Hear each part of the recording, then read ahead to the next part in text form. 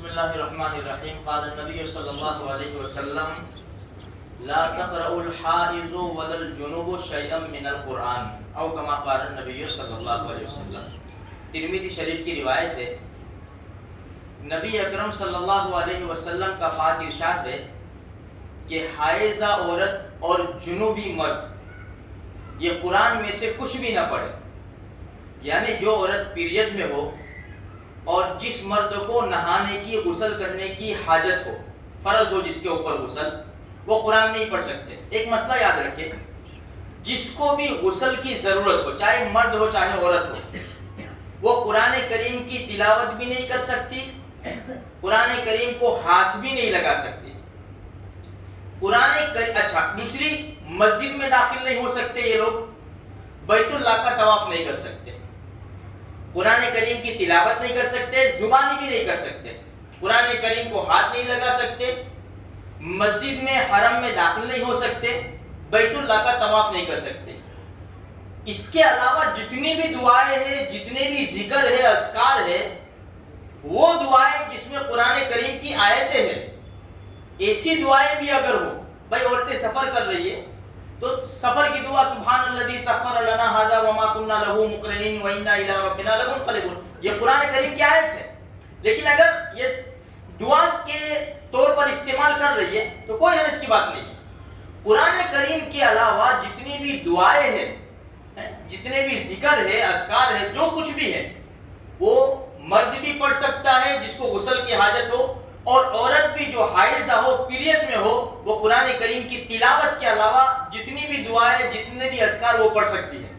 دیکھو، ہمارے وہاں، ہمارے معاشرے کے اندر ہمارا جو جوائنٹ فیملی سسٹم ہے نا، وہ زیادہ ہے، کیونکہ غربت کا ماحول ہے، ہر ایک کے پاس اتنی سہولت نہیں ہے، تو گھر میں کچھ عورتیں ہوتی ہیں.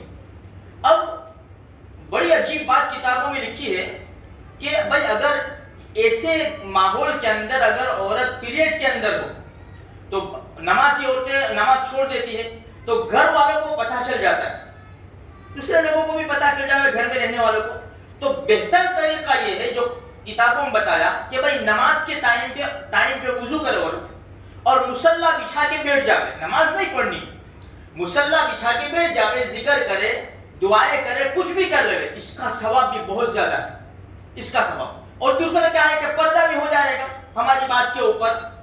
تو ایک بات یہ یاد رکھیں. دوسری حدیث کے اندر ہے کہ بھائی جس کو جنابت کا غسل کرنا ہے، بھائی عورت پیریڈز بند ہو گیا، اس کو غسل کرنا ہے، اسی طرح مرد کو اس کے اوپر غسل فرض ہے. تو نبی کریم صلی اللہ علیہ وسلم کا پاک ارشاد ہے کہ جنابت ہر بال کے نیچے ہے، جنابت ہر بال کے نیچے ہے. اس کا مطلب کیا کہ بھائی اچھی طرح غسل کرو کہ بالوں کی جڑ تک پانی پہنچاؤ. اسی طرح بدن کا کوئی حصہ باقی نہیں رہنا چاہیے. دوسری حدیث میں اللہ کے رسول صلی اللہ علیہ وسلم فرماتے ہیں اگر جنابت والے نے غسل کیا اور غسل میں اس نے دھیان نہیں دیا اور کوئی حصہ باقی رہ گیا تو جہنم کا ایسا ایسا عذاب ہوگا. اس کے راوی حضرت علی رضی اللہ تعالیٰ عنہ ہے. حضرت علی رضی اللہ تعالیٰ عنہ خود فرماتے ہیں اس حدیث کی وجہ سے میں اپنے بالوں کا دشمن بن گیا. حضرت علی رضی اللہ تعالیٰ عنہ بال نہیں رکھتے تھے، تھوڑے سے بال بڑے کہ فوراً اس طرح لگا دے، بال نکال دے. حضرت علی ہمیشہ زندگی کے اندر، ویسے ان کی سیرت کے اندر ہے کہ آگے کے ان کے بال اڑے ہوئے تھے، یہ جو آگے کا حصہ سر کا بال اڑے ہوئے تھے، جیسے گھس جاتے ہیں انسان کے، یہاں بال تھے لیکن تھوڑے سے بال ہوتے وہ فوراً اس کو نکال دیتے تھے اس حدیث کی بنیاد کے اوپر. اسی لیے میرے بھائیوں، جب جنابت کا غسل کرے تو اچھی طرح غسل کرے. اگر روزہ نہیں ہے تو دیکھو پہلے بدن کے اوپر ناپاکی لگی ہو اس کو صاف کرے اور پھر اس کے بعد وضو کر لے. وضو کے اندر جو ہم یہ کلی کرتے ہیں، اگر روزہ نہیں ہے تو غرغرہ کرے اور پورے منہ کے اندر پانی پھراوے، فل پانی منہ میں ڈال دے اور پورے منہ کے اندر پانی پھراوے.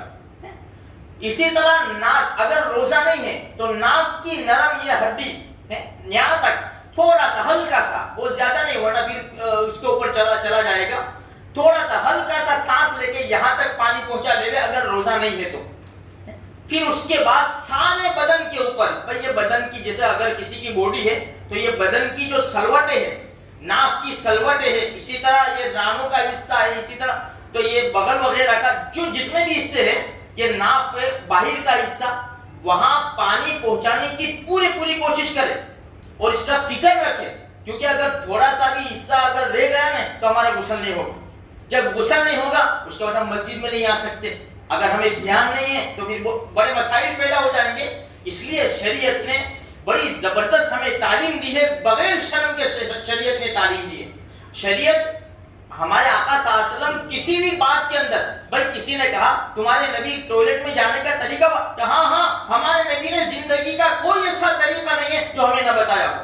بھائی ٹوائلٹ میں جانا تو پہلے دعا پڑھ لو ٹوائلٹ کے باہر، اس کے بعد بائیں پیر سے اندر داخل ہو جاؤ. پھر ہمارے نبی نے طریقہ کیا بتایا؟ بھائی اگر دیسی ٹوائلٹ ہے اس میں بیٹھتے ہیں تو یہ ہاتھ ہے نا، یہ ہاتھ یہ پیر کے ساتھ یہ یہاں دبائیں گے. ہم دیکھتے ہیں نا گھر کے اندر جو چھوٹے بچوں کو عورتیں ٹوائلٹ کرواتی ہے تو یہاں دباتی ہے یہاں، تاکہ جلدی سے فارغ ہو جائے. ہمارے نبی نے یہ کوہنی کا کہا کہ یہاں یوں دباؤ، یہ پاؤں کے ساتھ اس طرح، تاکہ انسان جلدی سے فارغ ہو جائے. اب اندازہ لگاؤ میرے بھائیو، کیونکہ یہ ایک ایسی چیز ہے اگر یہ بھی رک جائے تو انسان پریشان ہوتا ہے. تو ہمارے نبی نے سکون کا طریقہ بتایا ہے. تو یہ ہمارے نبی صلی اللہ علیہ وسلم کی تعلیم ہے. تو غسل کے اوپر، وضو کے اوپر ہم اچھی طرح دھیان دیں گے تو پاکی صافی کے ساتھ رہیں گے. اور ایک بات یاد رکھو میرے بھائیوں، خاص کر مردوں کے لیے، عورتوں کا تو مسئلہ ایسا ہے کہ بھائی جب وہ پیریڈ بند ہوگا تو فوراً غسل کرے گی. مردوں کے لیے مسئلہ یہ ہے کہ بھائی دیکھو، جب اگر بیوی سے الگ ہوئے اور غسل فرض ہوا، اسی طرح اگر نیند کے اندر غسل کی حاجت ہو گئی تو سہولت کے مطابق جتنا جلدی ہو سکے نا غسل کر لو. بہت زیادہ ہم یہ نہیں کر سکتے، بہت زیادہ تو ایک نماز، بس ایک نماز کا وقت نہیں جانا چاہیے. جیسے بھائی رات کو اگر بیوی کے ساتھ ملے یا تو غسل کی حاجت ہو گئی تو فجر کی نماز سے پہلے ہمیں غسل کرنا ضروری ہے. ایک نماز نہیں جانی چاہیے ورنہ ہم گنہگار ہوں گے. اس لیے تھوڑا سا خیال رکھیں گے، انشاءاللہ اس کا بہت بڑا فائدہ ہوگا. اللہ مجھے آپ کو سارے مسلمانوں کو توفیق نصیب فرمائے.